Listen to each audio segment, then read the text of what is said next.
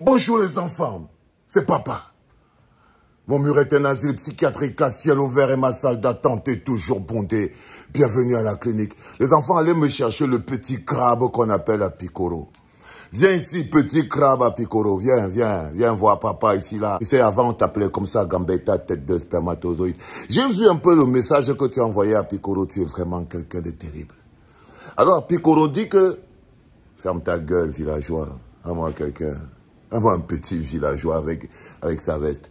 Les enfants, Apikoro est en train de dire de manière claire et nette qu'en fait, le patriarche Mbargangele, il n'a pas tenu ses propos dans un cadre public. Qu'il est important que vous arrêtez de vouloir dresser Mbargangele contre Nganou Djoumessi, les deux dignes enfants de Paul Biya, et qu'il dresse tout son respect au patriarche Mbargangele, pour la simple raison que ces mots ont été déplacés de leur contexte et de leur environnement. Oh, mon pauvre petit Apikoro. Les enfants, je vais vous expliquer quelque chose. Un garçon ne doit pas accepter qu'un autre garçon mette son tuyau dans ses fesses. Vous avez compris ce que je veux dire? On dit que vous avez compris de quoi?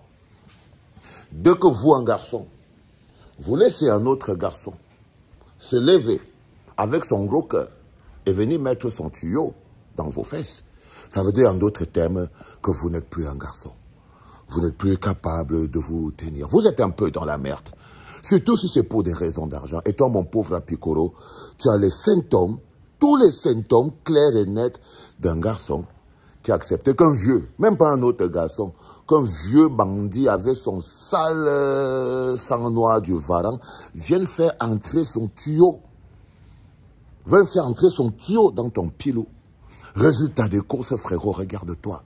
Tu ne parles plus pour toi, tu es un envoûté, tu es un possédé. Parce que quand quelqu'un fait entrer son tuyau par son pilou, il te fait de l'invasion interne. Donc il habite à l'intérieur de toi. On dit qu'il te possède. Tu es possédé. Ça veut dire que tu ne réfléchis plus par toi-même. Tu ne réfléchis plus pour toi-même. Tu réfléchis par lui et pour lui. Parce qu'il a réussi à traverser ton pilou avec son tuyau. Pauvre petit Apikoro, Gambetta, mon petit Bruno Bidjan. Alors je l'ai entendu dire donc que le patriarche Mbargangele, en fait, il n'a pas tenu ses paroles dans un cadre public.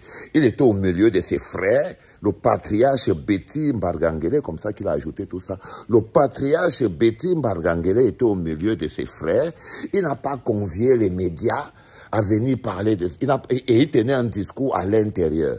Donc, il n'était pas en train d'accuser Nganou Djoumessi devant Pomba d'être quelqu'un qui n'arrive pas à organiser les routes et qui vole l'argent de tous les routes. Les histoires du pays, c'est dans le cadre familial que tu peux parler les histoires du pays, les histoires des routes du pays. Quand je vous dis que vous n'arrivez pas à faire la différence entre le pays et vos villages. C'est-à-dire que c'est dans son village, dans le cadre familial, qu'il est parti parler les histoires du pays, des routes qui ne fonctionnent pas. Donc, non, sortez de vos tribus.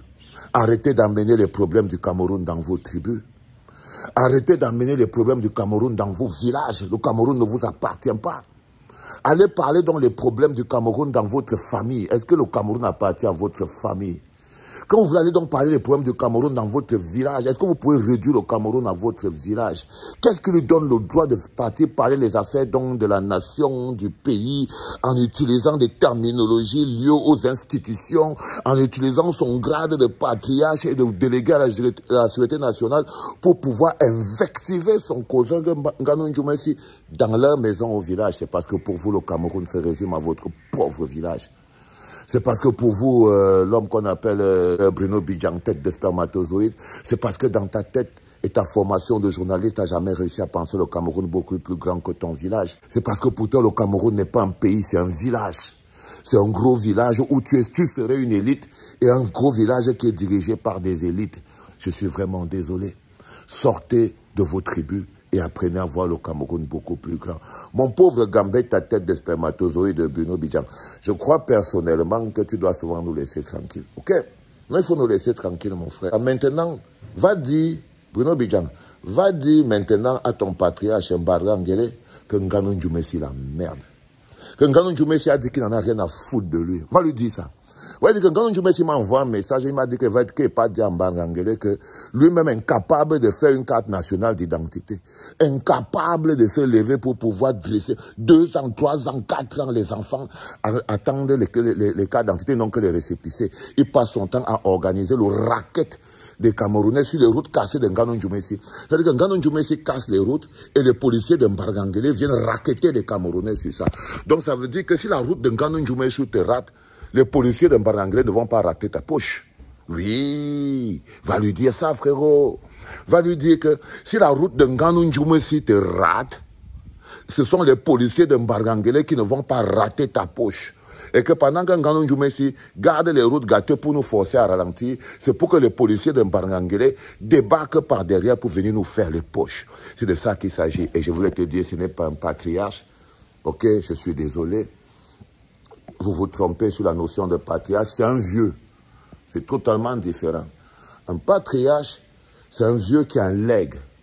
C'est un vieux qui laisse pour des générations à venir de gros enseignements, de grosses éducations, un gros couloir, un gros leg. C'est ça, un patriarche. C'est un vieux qui a réussi à mobiliser tous ses enfants, tout son peuple autour de lui. Non, Mbargangele comme Pomba, il n'est pas un patriarche. C'est un vieux qui fait aussi le Mbati, le Karambani, le Misosi, le Kong et le Famela. Va lui dire ça, frérot. C'était papa.